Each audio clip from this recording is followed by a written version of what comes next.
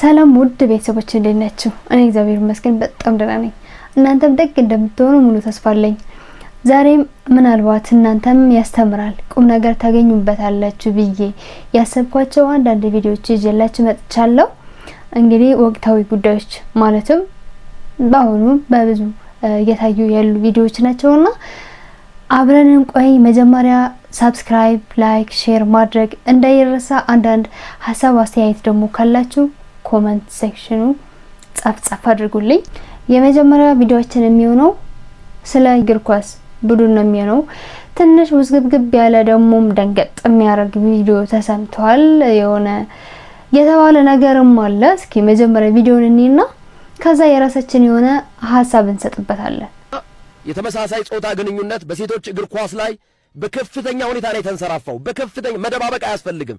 ሾም እንዳመሰገንከው ምን ያህል ጌታቸው ጅቦን ከልብ እናመሰግናለን።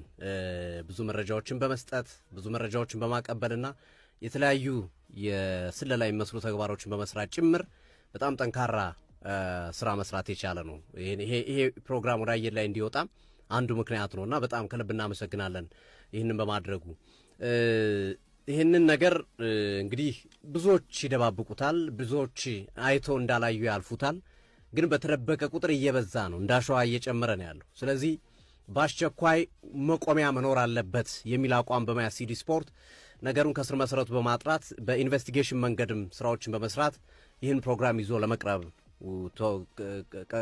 ተገዷል። ይሄ እንግዲህ ትውልድ የሚያበላሽ የነገ ትውልድ አሁን ትሰማለህ ግርምዬ የሚለቃቸውን ድምጾች የቀድሞ ተጫዋቾች እነ ህይወት ደንጊሶ እናት ልጅ አልባ ማድረግ ምን አይነት መጥፎ ስሜት እንደሚሰጥ አስቡት እያለች ነው እሷ ስትናገር የነበረውና የመጀመሪያውን ድምጽ እንዳሰማ ግርምሾ ፍቀድልኝ ይቻላል።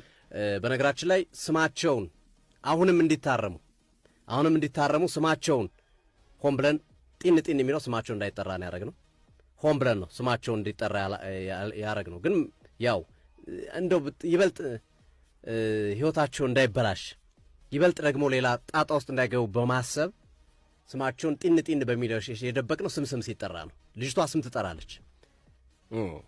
ትጠራለች። ስለዚህ ስም እንዳይነሳ ማለት ነው።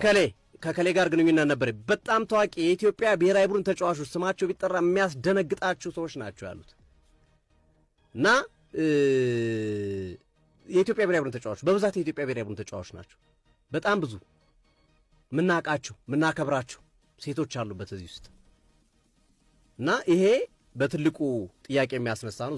ዙሮ እኛ ግን እስቲ ለአሁኑ በተወሰነ መንገድ ይሄን ፕሮግራም ገና ይቀጥላል። የማይቆም ከሆነ ገና የሚወጡ ቪዲዮዎች፣ ሌሎች ድምጾችም ይኖራሉ። ለጋለጥ ቪዲዮዋቸውን ወደ መልቀቅና መሰል ነገሮች ልንሄድ እንችላለን። የመጠንቅ አለባቸው። የመጀመሪያው ስራችን ነው። ይችን ድምጽ አድማጮች እንዲያደምጡት እጋብዛለሁ። ለሴት ግንኙነት እንዳደረግሽ እዚህ ውስጥ እንዳለሽ አሁን እንደወጣሽ ነግረሽኛል አይደል? እዚህ ውስጥ ከማን ጋር አድርገሻለሽ? እኔ ያው ብዙ ጊዜ ያሳለፍኩት ከጥሩ ግንኙነት ነበረኝ። መቻል እያለችም ከማን ጋር መቻል ነበረች? ሐዋሳ ነበረች። ሐዋሳ እያለች መቻል እያለች በቃ ሴት ለሴት ግንኙነት ትተዋወቃላችሁ ማለት ነው? አሁን አንቺ እዚህ ነገር ውስጥ አለሽበት? የለውበት። ምንድን ነው አላማሽ? አላማዬ እኔ ከዚህ ህይወት መውጣት ነበር። በእናንተ እርዳታውን ከዚህ ህይወት ወጥቻለሁ። ሰላማዊ ህይወት እየኖርኩኝ ነው። እነሱም ከዚህ ህይወት እንዲወጡ ነው የምፈልገው። ከልብ አመሰግናለሁ። እንደሰማችሁት ነው ግርምዬ፣ ግልጽ ነው አይደለ? ስማቸውን ላለማውጣት ነው። ገብቶኛል።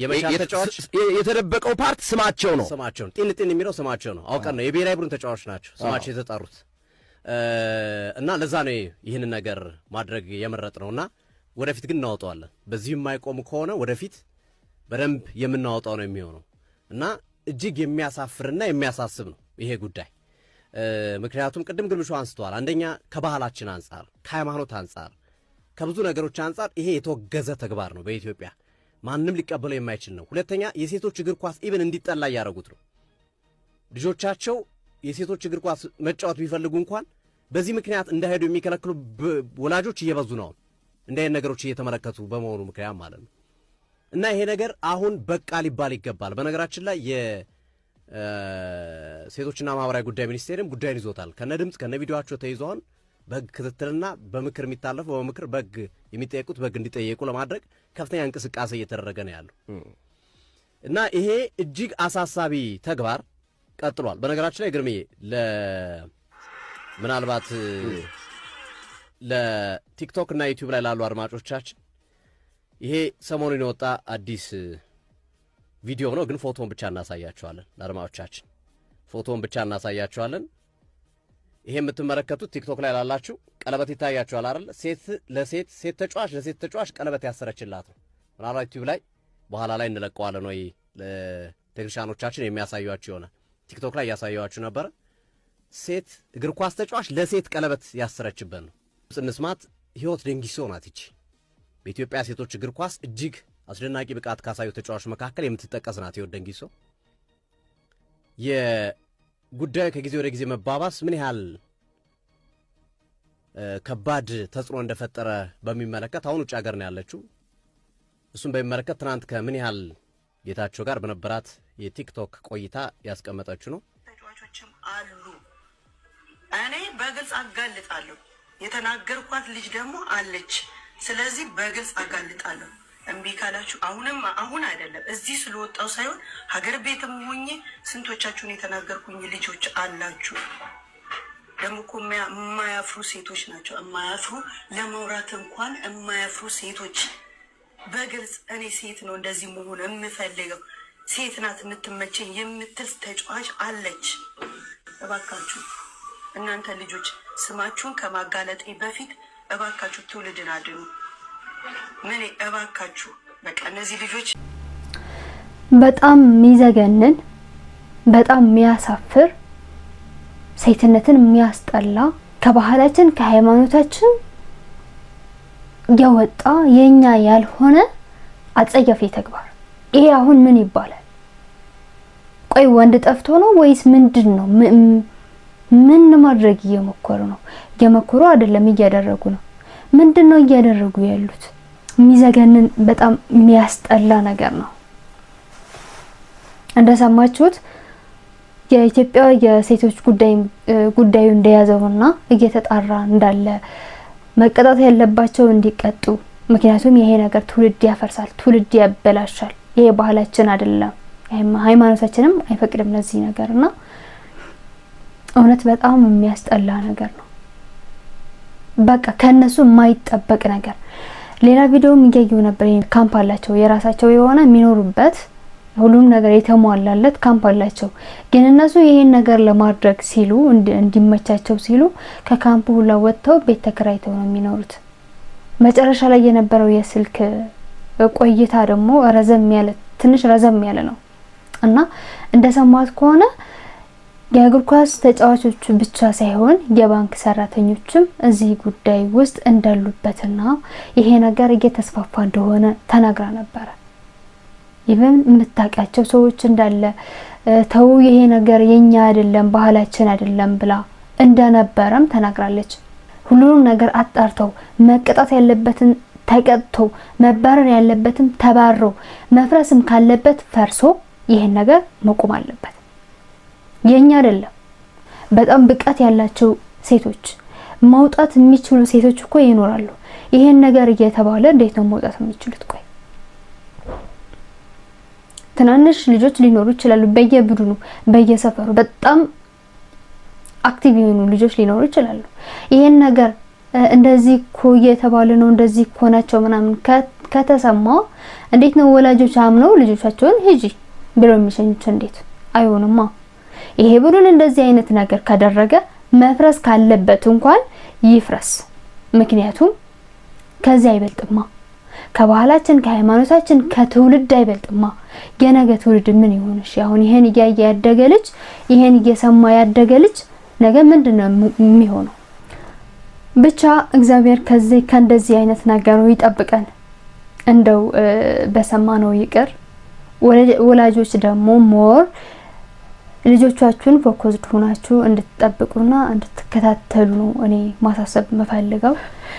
ሌላኛው ቪዲዮዎችን ደግሞ ከ150 በላይ ፍቅረኛ የነበረው ወጣት እስኪ አያስቅም? ኖርማሊ አያስቅም፣ ግን እኔውና እሱንም እንደሆነ ሀሳባችን እንሰጥበታለን። ተበል የሆነ ሰዓት ላይ ህይወቴ በጣም ከመስመር ወጣ።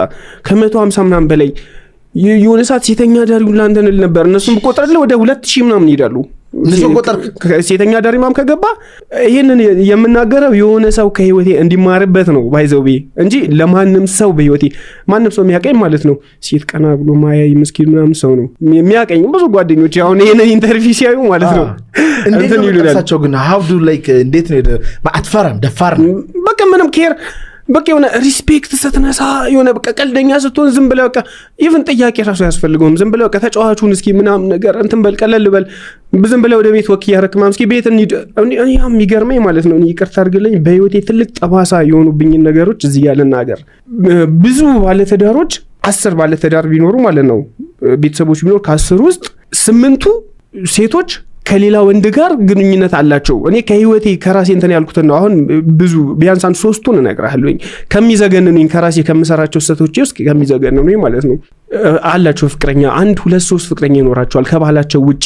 እግዚአብሔርን ዲኤንኤ ይመርመር እስኪ የ10 ቤተሰብ ቢያንስ ማን ነው የለም ቢባል 3ቱ የሌላ ወንድ ልጅ ያሳደጉ ያሉ ባሎች አሉ በትዳራቸው ውስጥ የራሳቸው ልጅ እየመሰላቸው ከ10 ባለትዳሮች ውስጥ ቢያንስ የለም ቢባል ማን 3 እና 5ቱ ከሌላ የተወለዱ አሉ።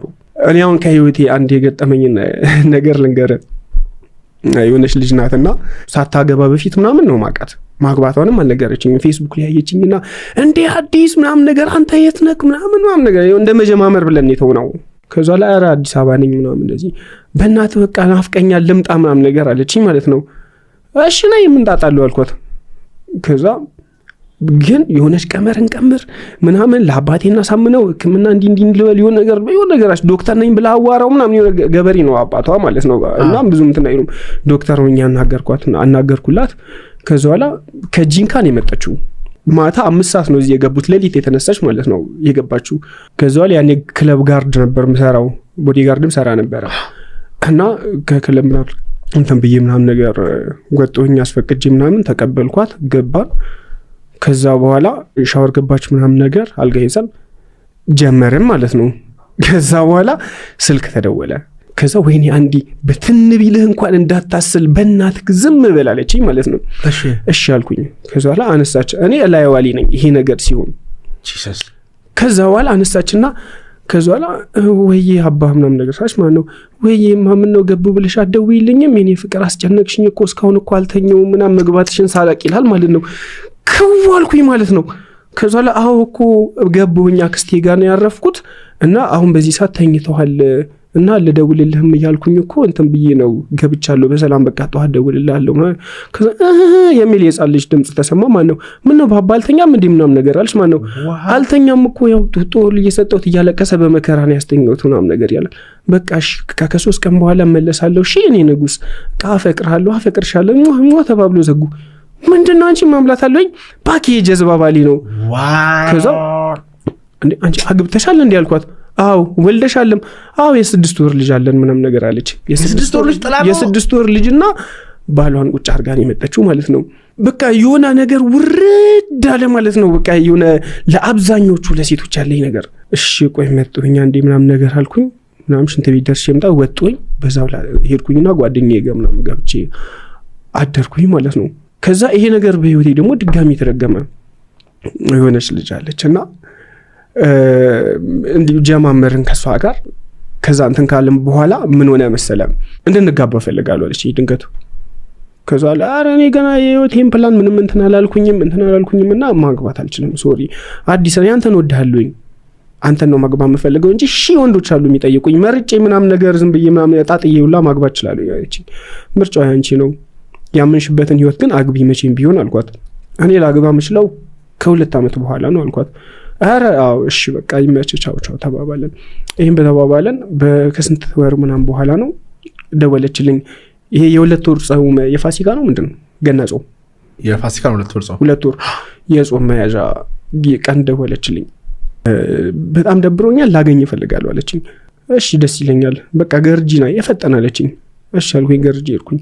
ማቃት የቤተ ክርስቲያን ልጅ ሆና ነው መጀመሪያ እንዲህ እንድታገባኝ ፈልጋለሁ ስትል ቀሚስ ካልሆነ አትለብስም ሱሪ የሚባል ምንም እንትን አትልምና በፊት የነበረኛ አመለካከት ቀሚስ የምትለብስ ሴት ጉርድ የምትለብስ ሴት ምናምን ጨዋ እንደውም ድንግል ነው መስላ የምትታየኝ በፊት ሱሪ የምታረግ ምናምን በቃ ደግሞ ቅንቅን የምትል ሴት ደግሞ የሆነ በቃ እንትን ነው የምትመስለኝ ማለት ነው ወጣጤ ነገር ነበር የምትመስለኝ ማለት ነው በቃ ከማንም ጋር ሄዳ የምትጋደም ነበር የምትመስለኝ በኔ ሂሳብ ማለት ነው በፊት እና እቺንም ልጅ ደግሞ ሳቃት ቀሚስ ነው የምትለብሰው ስትቀጥረኝ ራሱማ ቤተ ክርስቲያን ካልሆነ አትቀጥረኝም ምናምን ጠለዋል ለብሳ በታምር ጸጉሯን አታሳይም እንትን ሻሻ አድርጋ ምናምን ነገር ነበር ከዛ በኋላ አሁን ሳያት በቃ ሌላ ታሪክ ጸጉሯ በጣም ረጅም ነው ቆንጅዬና በጣም ታምራለች ለቃው ምናምን ሱሪ አድርጋ ሷላት እንዲያልኩኝ ሳይ ማለት ነው ከዛ ወጣች ሞተር ላይ ምናምን ይዘኝ ወጣ ከከተማ ምናምን ነገር አለች ከዛ በኋላ ብጃት ሄድኩኝ ወጪ ከኔ ነው አለች ነዳጅ ፉል አደረገች እያንዳንዱ ነገር ከዛ በኋላ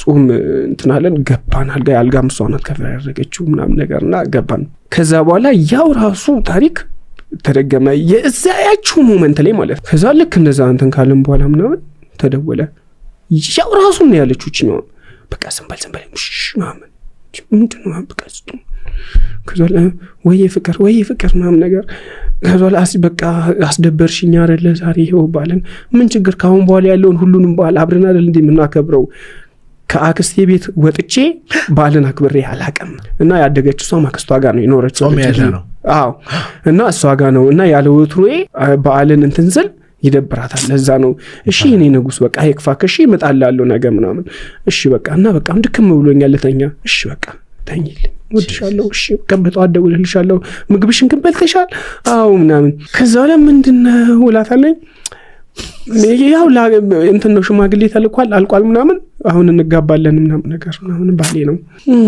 አልኩኝ ማለት ነው አዳም ላይ ተደረገውኛ ላይ እና ይሄ ነገር ምንድነው የሆነው እንደዚህ አይነት እንትኖች ሶስት ነው ያጋጠሙኝ ሐሳብ ለመስጠት ራሱ በጣም ይከብዳል ሙሉ ቪዲዮውን ሰምቼው ነበር ከመጀመሪያ እስከ መጨረሻና